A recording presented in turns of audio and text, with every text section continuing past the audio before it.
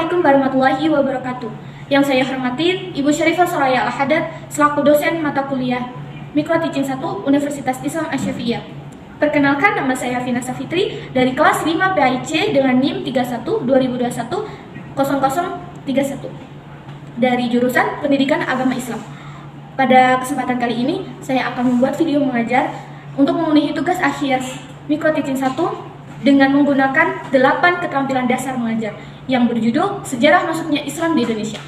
Terima kasih. Wassalamualaikum warahmatullahi wabarakatuh.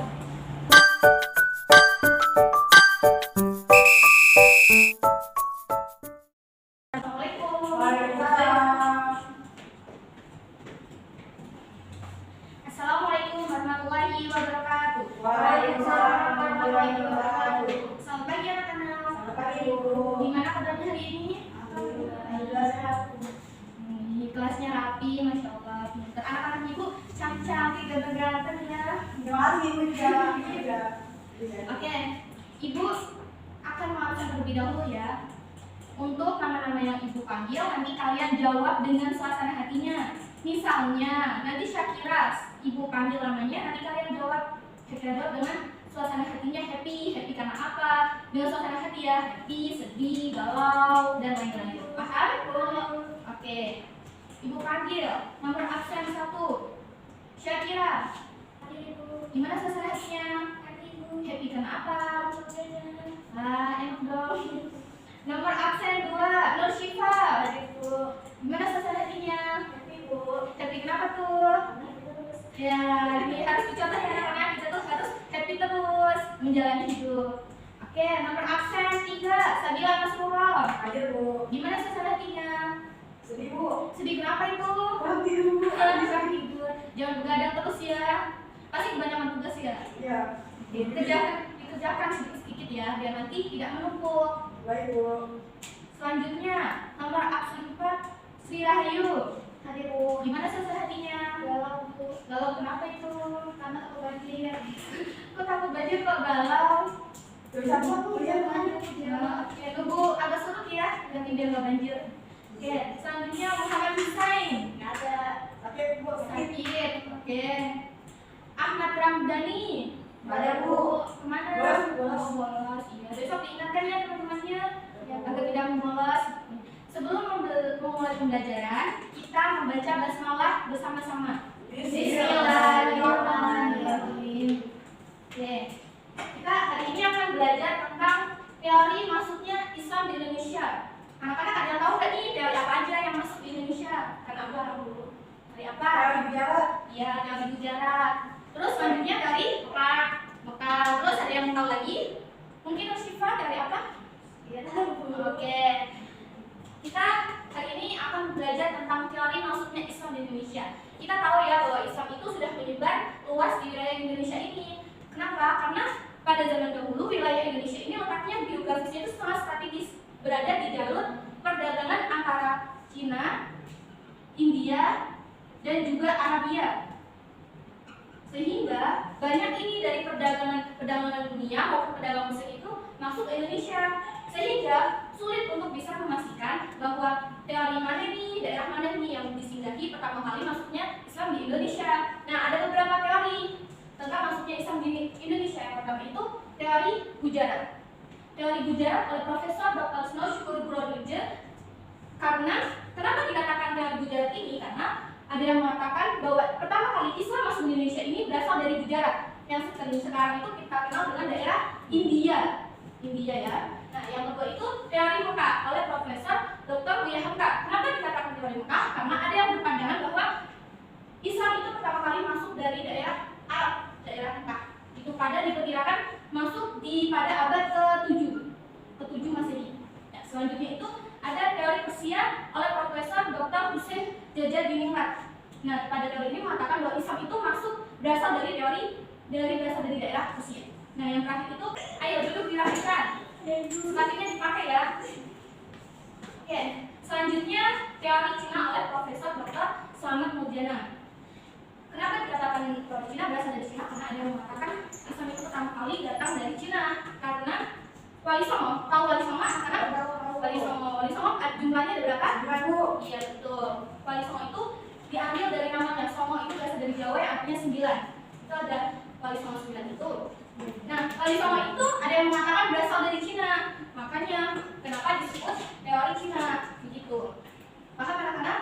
Selanjutnya itu Islam itu masuk di Indonesia melalui beberapa jalur. Ada yang tahu nggak beberapa jalur itu apa?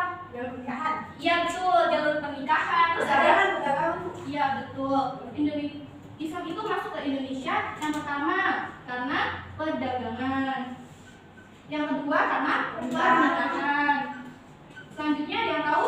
Tidak tahu, Bu. Yang ketiga itu karena pendidikan. Selanjutnya yang terakhir karena kesenian. Nah, itu. Oke. Ini tadi 4 jalur masuknya Islam di Indonesia. Nah, letak Indonesia yang sangat strategis di jalur perdagangan membuat banyak pedagang dunia maupun pedagang muslim itu hadir singgah di Indonesia. Dan tak jarang juga banyak pedagang muslim itu membuat perkampungan muslim. Dan banyak dari pedagang muslim itu mendatangkan ulama dari negara asal mereka untuk berdakwah menyebarkan agama Islam di Indonesia. Dan banyak penduduk lokal di Indonesia kita itu yang beranggapan bahwa pedagang muslim ini terpandang, sehingga banyak tak jarang juga banyak penduduk lokal yang menikahkan anak gadis mereka kepada pedagang muslim. Nah, ini penyebabnya jalur pernikahan ini, karena banyak juga yang menikahkan dengan pedagang muslim. Karena syarat dari pedagang muslim itu anak gadisnya itu harus masuk Islam. Jadi itu banyak membuat Islam Indonesia menyebar sangat luas. Hal itu yang membuat penyebaran agama Islam di Nusantara ini sangat luas. Apakah ada yang ditanyakan anak-anak? Saya mau bertanya. Iya? Waktu sebelum Islam datang itu mayoritas agama di Indonesia tuh. Iya, banyak. Dulu sebelum Islam masuk di Indonesia itu banyak menganut agama Hindu, Buddha, dan ada juga di daerah Jawa itu menganut aliran animisme dan dinamisme. Ada yang tahu animisme itu apa? Percaya Tuhan. Bukan. Animisme itu kepercayaan kepada hewan, animisme, hewanisme itu. Kalau ateis itu tidak percaya Tuhan. Kalau dinamisme itu kepercayaan terhadap benda-benda, tumbuhan seperti itu. Nah, selanjutnya Islam itu juga menyebar di daerah Jawa. Di daerah Jawa itu dipengaruhi oleh Wali Songo tadi. Wali Songo ada 9. Ada yang tahu nggak Wali Songo apa aja? Sunan Kalijaga. Sunan Kalijaga, Sunan Muria. Sunan Muria, Sunan Bonang, Sunan Ampel, Sunan Gunung Jati, Sunan Derajat, terus Sunan Kalijaga.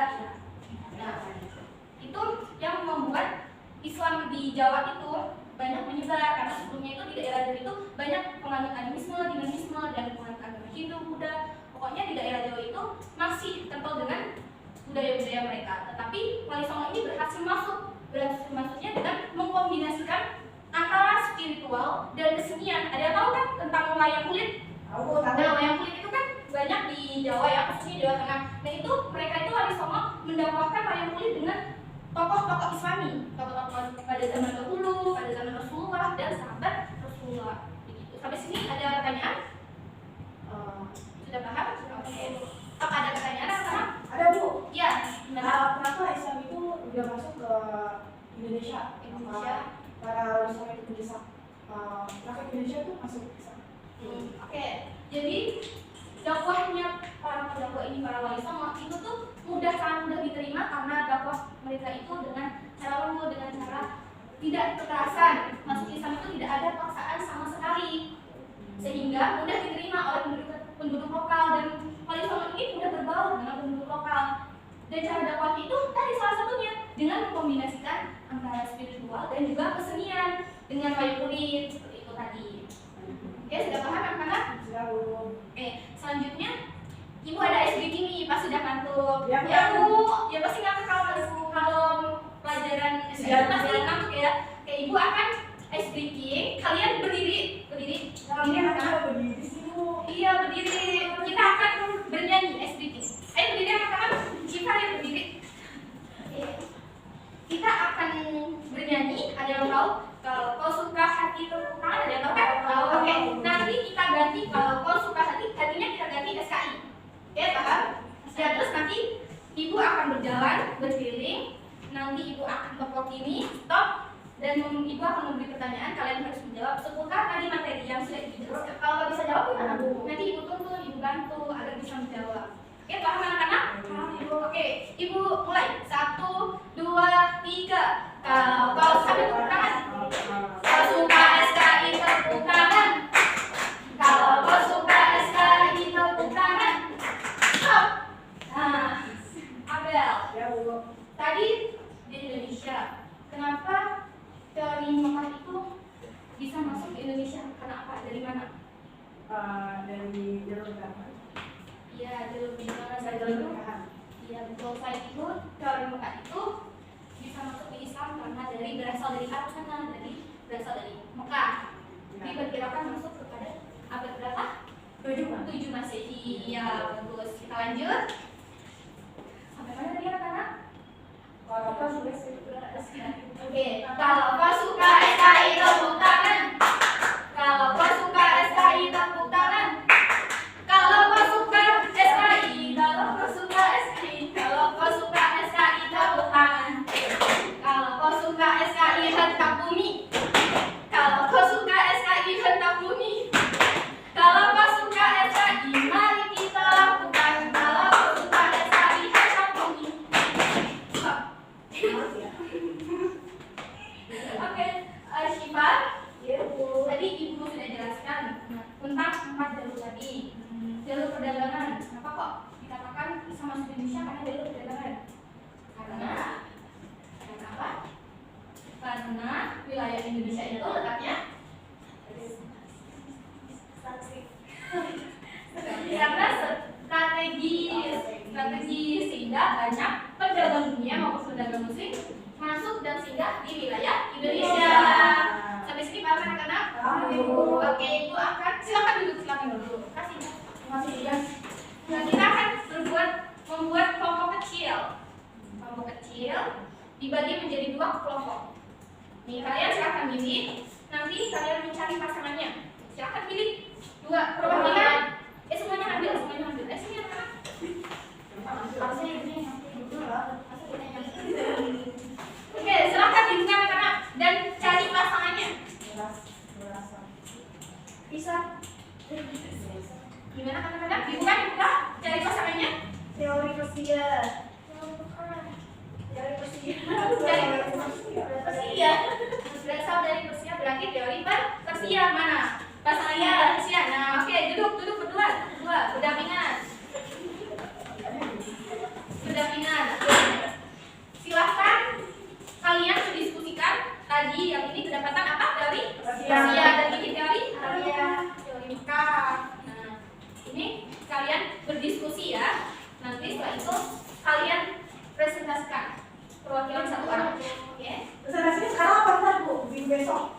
Sekarang anak-anak nanti kalian bikin penjelasan sedikit saja, oke? Apakah ada kesulitan anak-anak? Tidak, Ibu. Oke, teori Mekah. Apakah ada kesulitan anak-anak? Oke, silakan diskusi ya. Oh ya Bu, mau nanya, kalau yang berasal dari Persia itu siapa yang bawa Bu? Lama apa? Dari biasa? Profesor Dr. Husein Jajadiningrat. Enggak Bu, siapa yang bawa? Kan kalau di film Buka itu yang bawa lama. Kalau film Persia itu yang bawa apakah orang biasa?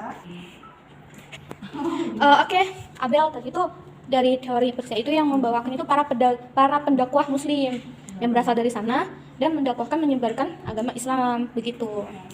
Oke, anak-anak, silakan kalian presentasikan 1 orang perwakilan 1 kelompok. Maju, iya maju. Iya. Maju. Iya maju. Yang banyak itu sekarang ada. Ayo perwakilan.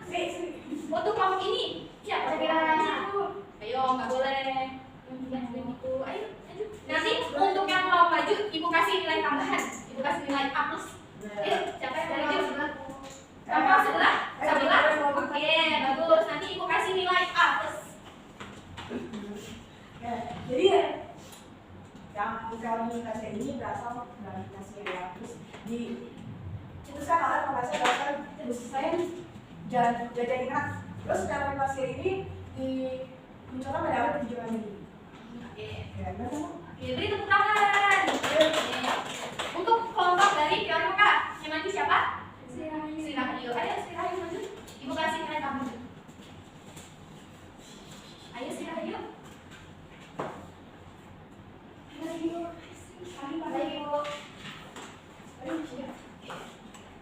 Tentang teori yang dimakan oleh Profesor Dr. Buya Hamka. Boleh. Ayo mancing deh teman-temannya bisa lihat. Jadi PMP ini menjelaskan bangsa Arab memiliki peran sebagai pembawa agama Islam ke Indonesia lebih diikuti oleh dari bangsa Persia serta orang-orang bangsa Arab ya, bukan Persia karena itu beda. Oke, bagus tepuk tangan. Sampai sini anak-anak paham ya apa yang sudah dijelaskan dan apa yang sudah kita diskusikan bersama tadi. Ada yang ditanyakan lagi? Saya Bu. Ya, Itu jalur pendidikan itu maksudnya di mana Bu? ya dari jalur pendidikan tadi, dari banyak dari pendakwah luar itu membuat sekolah-sekolah kecil, membuat pendidikan bersekolah dasar itu untuk di Indonesia dan sekaligus untuk memperkenalkan menyebarkan agama Islam. Seperti kayak pesantren itu juga bisa. Karena iya, pesantren itu kan termasuk dari dakwah dari pendidikan jalur pendidikan. Sampai sini ada yang bisa satu orang menyimpulkan? Silakan saudara Sabila Musula untuk menyimpulkan. Gak apa-apa duduk saja di situ. Simpulkan apa yang kamu pelajari, yang kamu pahami saja. Jadi bisa masuk dari sini ada teori bicara, teori Asia, teori mungkin sampai Teori Cina. teori Cina.